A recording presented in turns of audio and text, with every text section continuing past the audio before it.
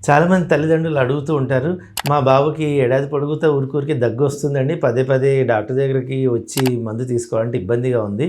కాబట్టి ఏదైనా ఒక కామన్ మందు చెప్పండి అని అంటూ ఉంటారు.